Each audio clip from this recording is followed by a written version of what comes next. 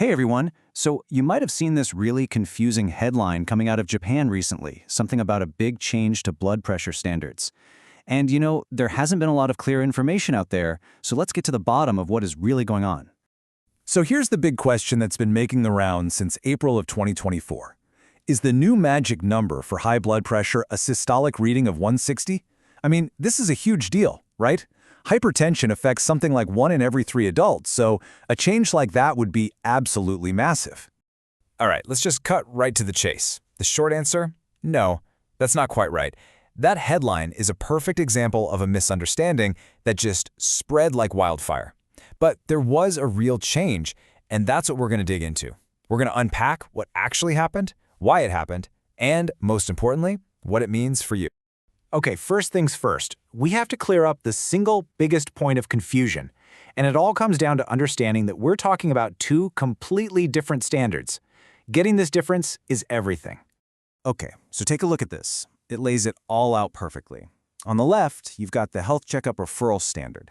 Think of this as just a screening number. It's the point where a routine checkup says, hey, maybe you should go see a doctor. That is the standard that was raised from 140/90 up to 160/100. But now, look over on the right. That's the clinical treatment guideline. This is the number your doctor actually uses to manage your health, to set treatment goals. And that has not changed one bit. So what's the real-world impact of changing that referral number? Well, it's pretty staggering. The estimate is that this will cut down the number of people who get flagged to go see a doctor from these health checks by a massive 90%. That is a huge shift. And you've got to figure it's likely a move to try and ease the burden on the whole healthcare system. Now, to really understand why this news felt so weird, so surprising, we need to look back a little. Because for decades, the trend has been going in the exact opposite direction. And wow, this timeline really tells the whole story, doesn't it? Back in the 60s, there was this kind of casual, informal rule of age plus 90. Then, in the late 80s, the official standard was way up at 180/100. But then the science really started kicking in, and the push was to get stricter, down to 140/90 in 2000, and then even tighter in 2019, with a target of 130/80 for a lot of people. The whole trend for decades has been lower, lower, lower. So what's the deal? Why have doctors been so focused on pushing these numbers lower and lower? Let's get into the good stuff, the huge benefits, but also the very real risks when you push it too far. All right, let's start with just one number, a simple one. Imagine you could lower your top blood pressure number, your systolic pressure, by just 10 points. So say you go from 150 down to 140. The impact of that small change, it's staggering. We're talking about a 27% drop in your risk of stroke, a 17% drop in heart disease risk, and a 13% drop in your overall risk of dying. This right here is why doctors take this so incredibly seriously. But, of course, it's never that simple, is it? Because a lot of people have something called white coat hypertension. You know the feeling, just the stress or the anxiety of being in a doctor's office can make your numbers shoot right up, even if they're totally fine when you're relaxing at home. What's maybe even more dangerous, though, is the flip side. Masked hypertension. This is the sneaky one.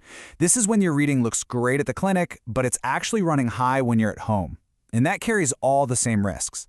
This is exactly why checking your blood pressure at home is so important.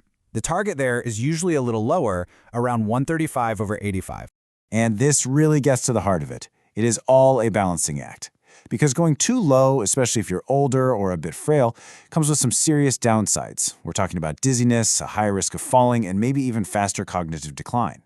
In fact, one study found that for frail people over 80, being too aggressive with treatment was actually linked to a higher rate of mortality. Which brings us to what might be the single most important takeaway from all of this. Those official guidelines? They're just a starting point. The real goal is a plan that is personalized, a plan that's made just for you. Yeah, I love this way of putting it. Treatment should be order-made. It's custom-tailored. Your doctor isn't just treating a number on a chart. They're treating you, the whole person. So what goes into that custom plan? Well, of course, there's your age and your physical health. Are you robust and active or more frail? Any other conditions you're dealing with, like diabetes? All that matters. But just as important, maybe even more so, are your values.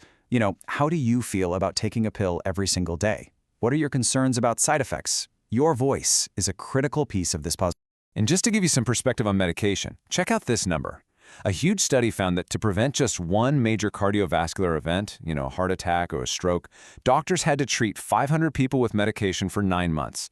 Now, for that one person, it is a lifesaver, absolutely. But for the other 499, in that time, it didn't change the outcome.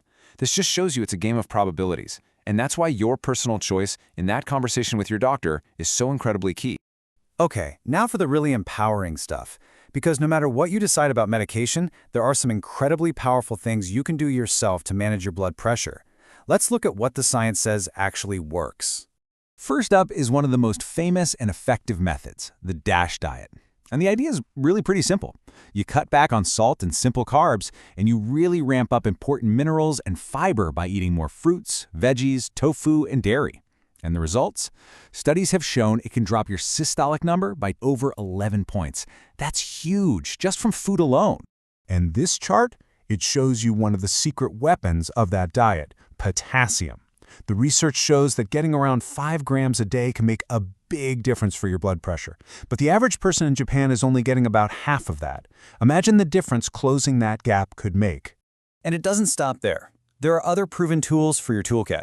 We're talking about regular aerobic exercise, which can lower your numbers by 5 to 10 points. Adding in things like fish oil from fatty fish, really focusing on fiber, and loading up on potassium-rich foods like bananas, spinach, and avocados. These are all things you can start doing today. So where does all this leave us? Here's the bottom line. Don't let a confusing headline scare you or dictate your health plan. The real rules of the game, the clinical goals for treating your blood pressure, they have not changed. What this whole story really shines a light on is this bigger, better idea in medicine. Your treatment has to be order-made just for you, for your health, your age, and your values. The number is just the beginning of the conversation. So the real question isn't, what's the new standard? It's, what does your number really mean for you?